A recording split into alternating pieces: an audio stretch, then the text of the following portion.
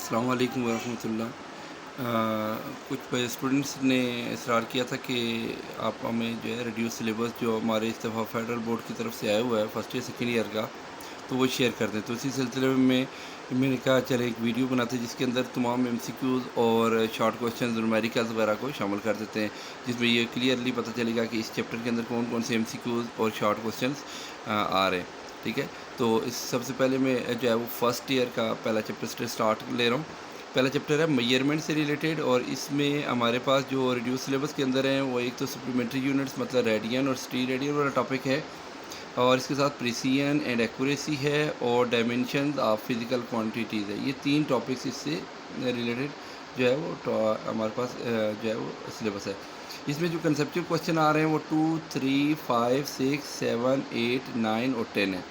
Example की बात करूँ तो 1.1, 1.6 और 1.7 इसके एग्ज़ाम्पल्स है। न्यूमेरिकल जो है वो 1, 2, 6 और 7, तो ये हमारे पास जो है वो 4 इसमें न्यूमेरिकल्स आ जाते हैं और 3 इसमें असाइनमेंट या एग्ज़ाम्पल कहते हैं जो है। ये हमारा चैप्टर नंबर 1 है। नेक्स्ट चैप्टर है chapter number 2, that is vectors and equilibrium. इसमें हमारा जो पहला टॉपिक है वो है addition of vectors by rectangular components. Next product of vector है, और इस प्रोडक्ट ऑफ वेक्टर के अंदर हमारे पास दोनों के दोनों शामिल हैं, स्केलर प्रोडक्ट भी है और वेक्टर प्रोडक्ट भी है। ठीक है, तो दोनों याद रखिएगा। नेक्स्ट है जी टॉर्क, और फिर आखिर इसमें इक्विलिब्रियम और कंडीशन ऑफ इक्विलिब्रियम। ये हमारे पास कुछ टॉपिक्स हैं। कंसेप्चुअल क्वेश्चन की बात करूँ तो हमारे पास कंसेप्चुअल क्वेश्चन में हमारे पास आ रहा है 1, 2, 3, 4, 5, 6, 7, 8, 9 और 10। यानी यूँ कह सकते हैं कि 1 से लेकर 10 तक सारी कंसेप्चुअल क्वेश्चन इसमें शामिल है। असाइनमेंट यानी एग्जाम्पल की बात करूँ तो 2.1, 2.3 और 2.4। न्यूमेरिकल्स में 1 से लेकर 9 तक सारे के सारे न्यूमेरिकल्स मौजूद हैं इसमें। ये चैप्टर नंबर 2 की बात हो रही। नेक्स्ट है chapter number 3, motion and force. इसमें हमारा टॉपिक जो स्टार्ट हो रहा है वो लीनियर मोमेंटम से स्टार्ट हो रहा है, और लीनियर मोमेंटम के बाद कुलैयन का है जिसमें इलास्टिक कुलैयन है, और फिर प्रोजेक्टाइल मोशन जिसमें हमारे पास रेंज, हाइट और टाइम ऑफ फ्लाइट ये जो है ये चीज़ें निकालनी है। तो ये 3 हमारे पास टॉपिक्स हैं। इसमें कंसेप्चुअल क्वेश्चन की बात करूँ तो 5, 6, 7, 8, 9, 10, 11 और 12। ये यूँ कह सकते हैं कि 5 से लेकर 12 तक इसमें कंसेप्चुअल क्वेश्चन शामिल है। एग्जाम्पल इसमें सिर्फ 2 ही हैं, 2.2 और 2.3। और न्यूमेरिकल की बात करें इस चैप्टर के अंदर से तो हमारे पास है 3, 4, 5, 6, 7, मतलब 3 से लेकर 7 तक है। 3 से 1, 2 भी नहीं है और 7 के बाद वाले भी नहीं है। ये हमारे पास चैप्टर नंबर 3 के बारे में था।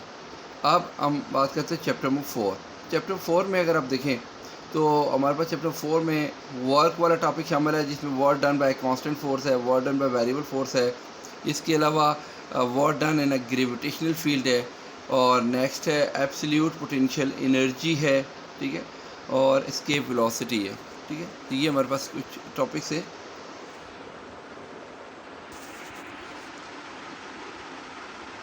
व्यू इसका कुछ उस तरीके से प्रॉपरली नहीं आ रहा। मैं देखता हूँ कि आखिर क्या किया जाए कि पूरा व्यू आने से। मैं नेक्स्ट देख लेता हूँ, अगर वो इसमें कोई न्यूमेरिकल्स वगैरह से तो फिर मैं देख लेता हूँ। नेक्स्ट इस पे चलते हैं जी।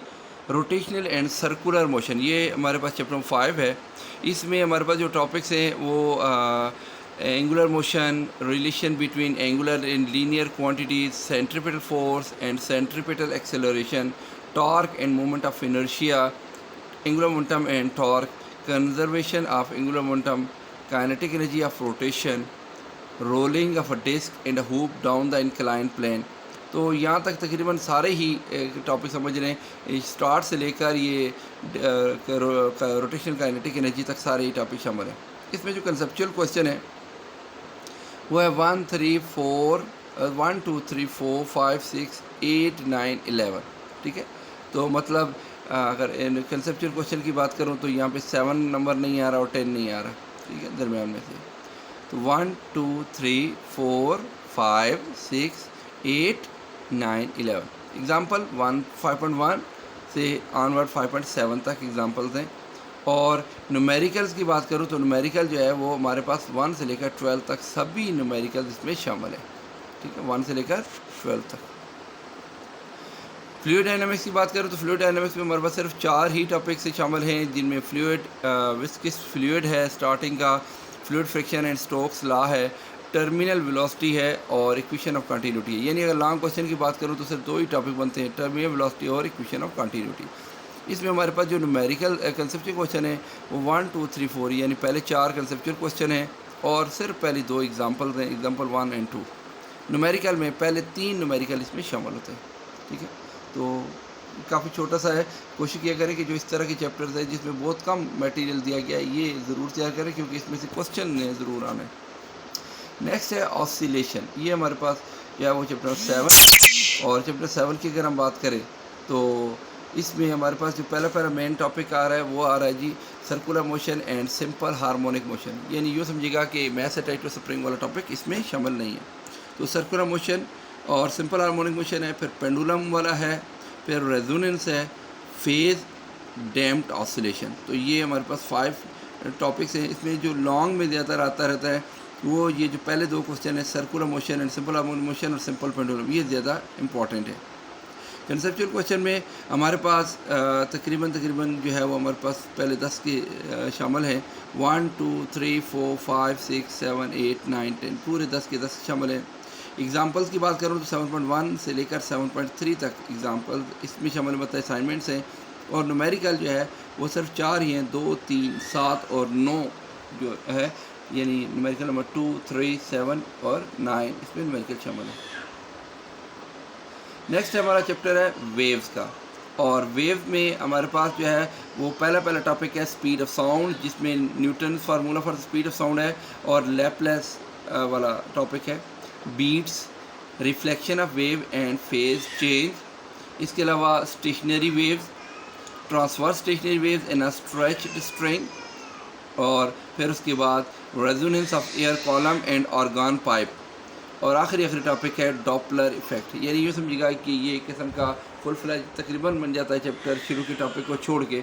तो इम्पॉर्टेंट चैप्टर है। इसमें हमारे पास जो स्पीड ऑफ साउंड वाला टॉपिक है वो बहुत ही इंपॉर्टेंट है। इसके अलावा डॉपलर इफेक्ट काफ़ी ज़्यादा है, और stationary wave in stretch string काफ़ी ज़्यादा इंपॉर्टेंट है। कंसेप्चुअल क्वेश्चन की बात करें तो 3 8 9 और 11 ये हमारे पास 4 इसमें जो है वो कंसेप्चुअल क्वेश्चन है। जबकि एग्जांपल्स की बात करूं तो 8.3, 8.5, 8.9 और 8.10 ये 4 इसमें एग्जांपल्स आएंगी, यानी जिसको हम असाइनमेंट का नाम देते हैं।